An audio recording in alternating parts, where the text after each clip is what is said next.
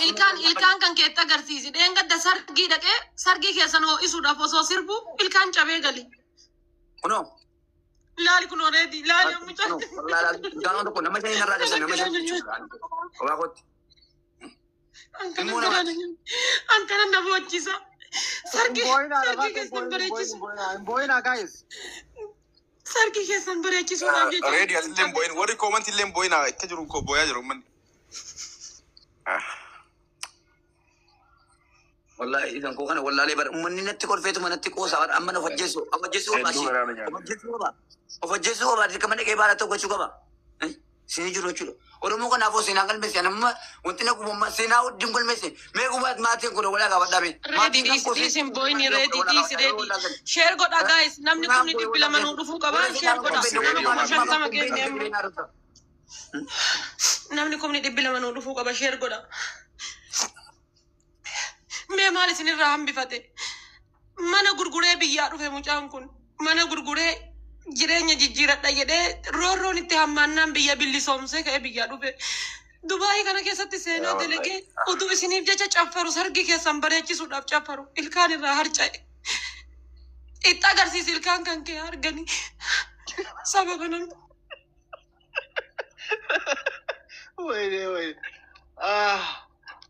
Adafate isi adafate wallahi yani maruman nama gubate ibiddinatti qabate wallahi mana madamna wajin matanya ko fina ibiddinatti qabate mali ibiddi ko comment daya adafate kun so wajin kusatte ina gaartani akkamitti sin calliftani haati faati gaarosi wallahi arkaratar gabade dugaan rabbi sitim sitokin irratti kuban giftaran kun jiru Ready sibira namni beeku walla nama kana comment risanu mucaan comment daya ready comment ko wala jira shani duwedi jira Himboyna share godha tap complete godha himboyna nama kuma dibba nama kuma dibba sadi kutu qabdan sheekura hundi keessa sirriitti furmaanni tokko dhaggeeffataati Tokko faayirratti dhaggeeffata. Feemasoota Oromoo hundarratti nama hundarratti share godha. Mucaan kana lubbuu isaa abaraaru. Mucaan kun miidhamee jira lubbuu isaa irra miidhaa ofirraan gahuu deema. Har'a gabbayee mucaan kun osoo baarattare har'a osoo fajjeesse seenaa nuttaya. Seenaa jireenya keenya keessaa hin baane nuttaya. Ganama galgala boo'urra gaafa inni du'e boo'urra osoo inni jiru boo'uu fi wayya. Nama bakkee bule waan nyaatiin halkan guutuu garaan isaa qullaa jira waan maangoo dhuguun dhabee gaggabee naan maangoo nama itti qabe kararraa fuudhee jechuudha.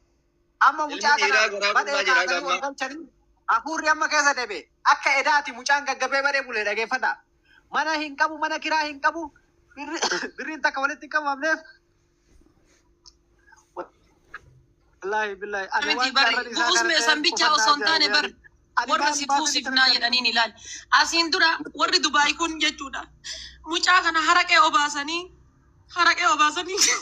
wallahi. Adabate dis wallahi waan Nadis nan dubbadda.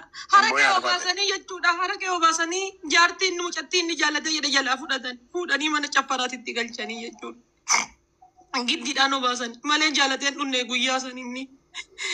Amaddiin giddiin si obaasan moo beekaa dhudde.